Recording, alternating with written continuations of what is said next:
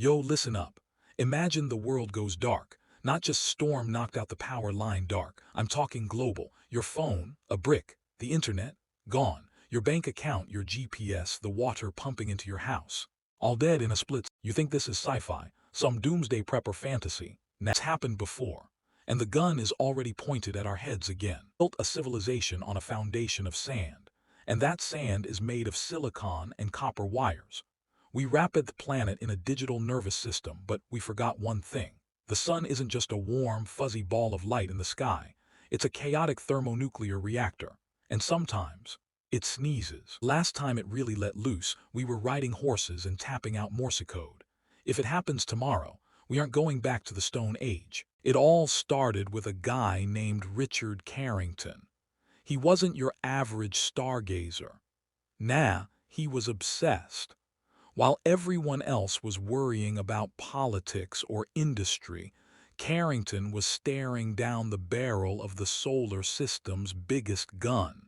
The year was 1859, the height of the Victorian era.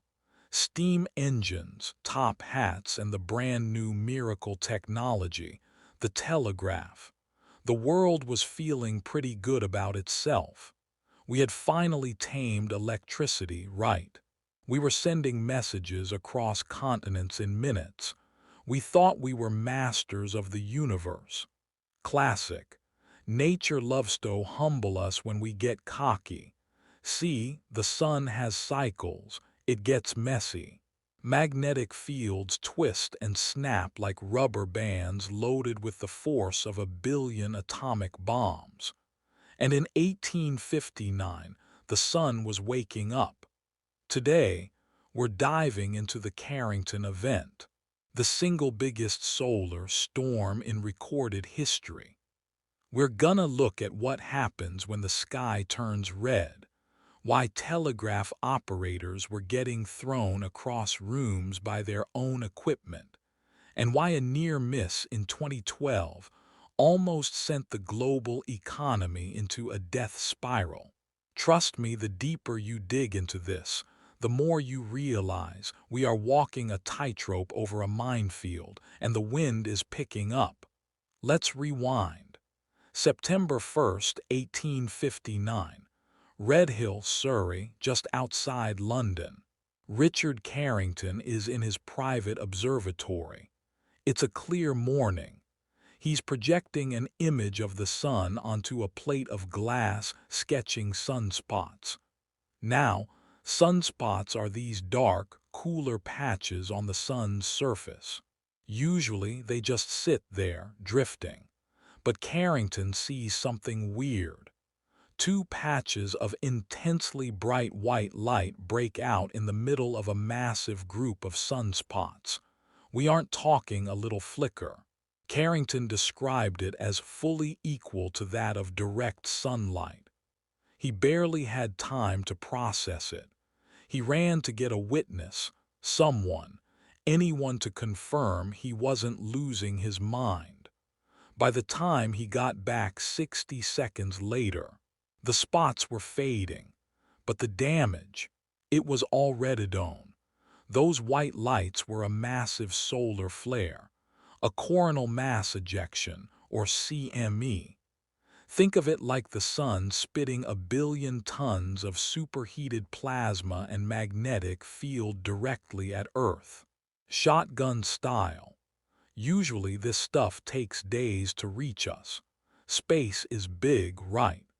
But this CME was moving so fast, powered by such insane magnetic pressure.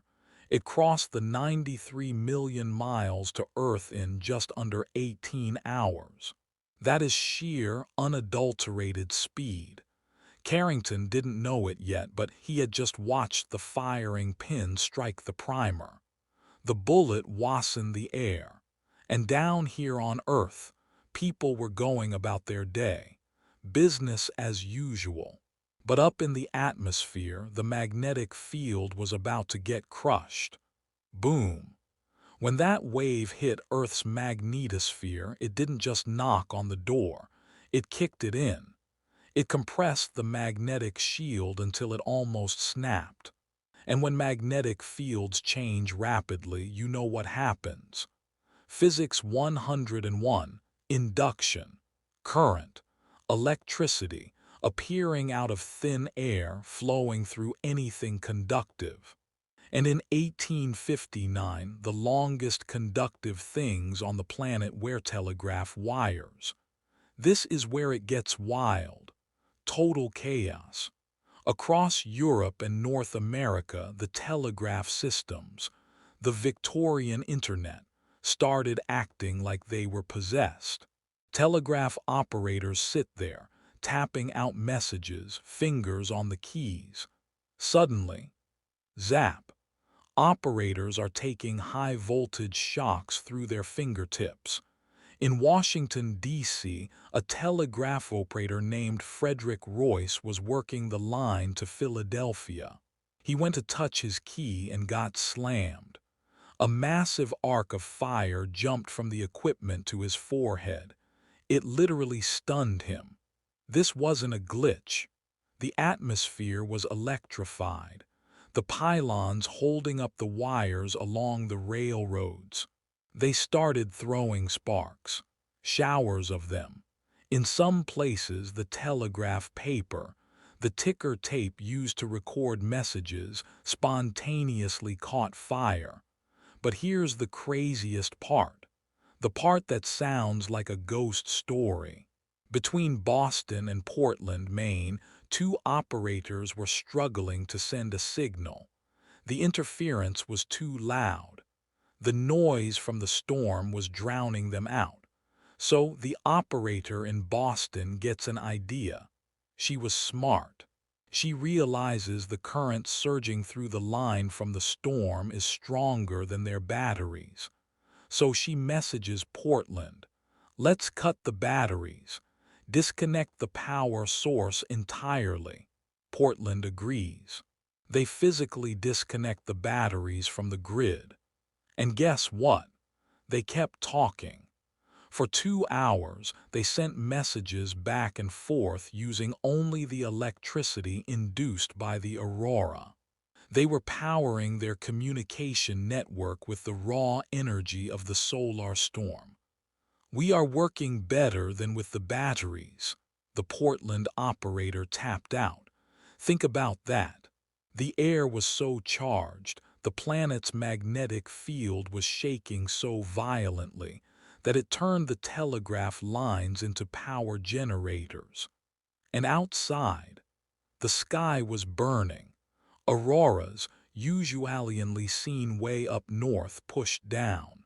Not just to Canada. We're talking Cuba, Hawaii, Jamaica. The light was so bright in the Rocky Mountains that gold miners woke up at 1 a.m., started making coffee and cooking breakfast, thinking it was dawn. People in the northeastern U.S. could read newspapers at midnight by the light of the blood-red sky. Birds started chirping. Crickets stopped. Nature was totally confused. Witnesses described it as fearful, terrible, beautiful, yeah, but in that end of days kind of way. But back then, it was a spectacle, a curiosity. A few burnt telegraph papers, a few shocked fingers. The world moved on. Why? Because we didn't rely on electricity. If the telegraph went down, you sent a letter. If the lights went out, well, you lit a candle because you didn't have lights to begin with. We weren't vulnerable yet. We were just dipped in the water. But now we're swimming in the deep end, wearing lead boots. Fast forward. The modern age. We've built everything, on the assumption that the ground beneath our feet is magnetic-holistable. But the sun, it doesn't care about our stock markets or our power grids, and it almost killed us in 2012. July 23, 2012. You probably don't remember it. You were probably scrolling Facebook or watching the Olympics. But in space, it was almost game over. The sun let rip another Carrington-class CME. Massive, fast, nuclear grade, it tore through Earth's orbit, but here's the kicker, it missed us. By 9 days. Earth moves around the sun, right? If that eruption had happened just a week earlier, while Earth was in the line of fire, boom. Instead, it hit a NASA spacecraft called Stereoway. That probe was built to analyze the sun, and it barely survived to send back the data. When scientists looked at the numbers, they turned pale. The magnetic readings were off the charts. The speed was blistering. It was a double tap. One wave cleared the path, and the second wave followed behind it, moving even faster. Daniel Baker from the University of Colorado said, "If it had hit, we would still be picking up the pieces."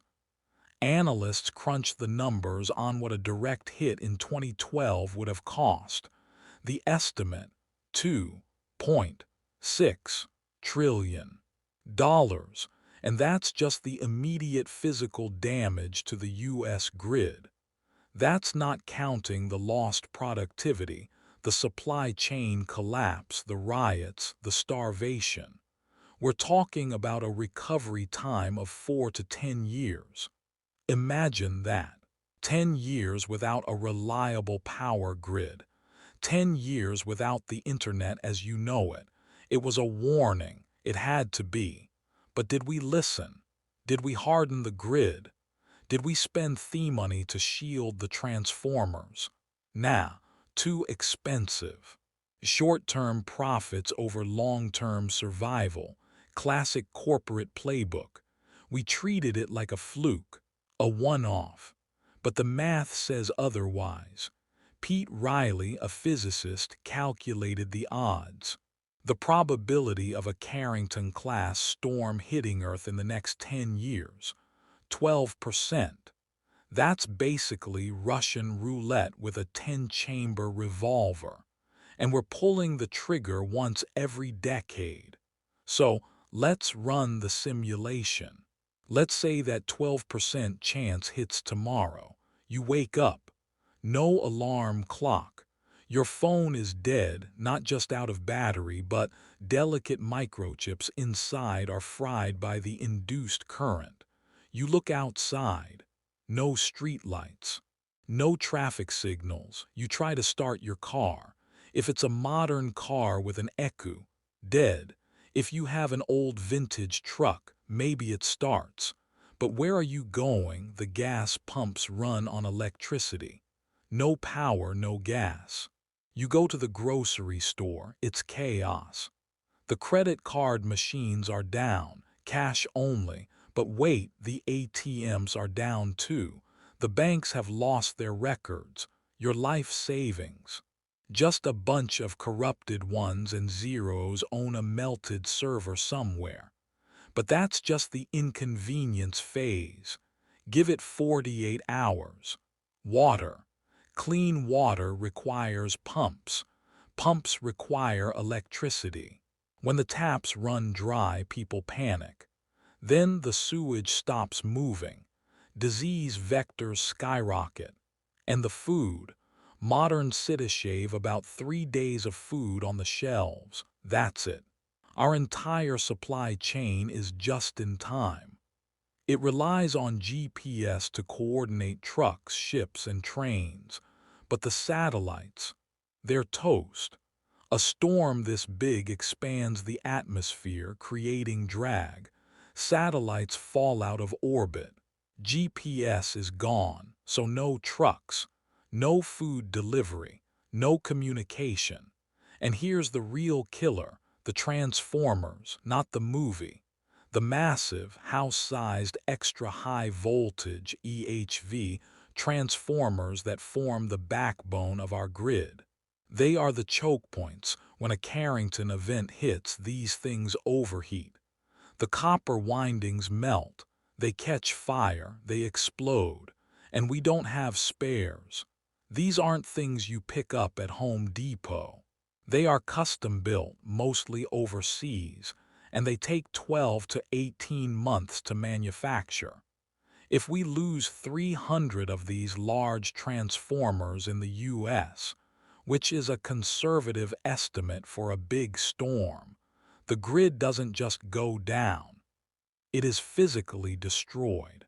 We can't build new ones because the factories that build them need electricity. Seethe loop. It's a death spiral. The scale, staggering.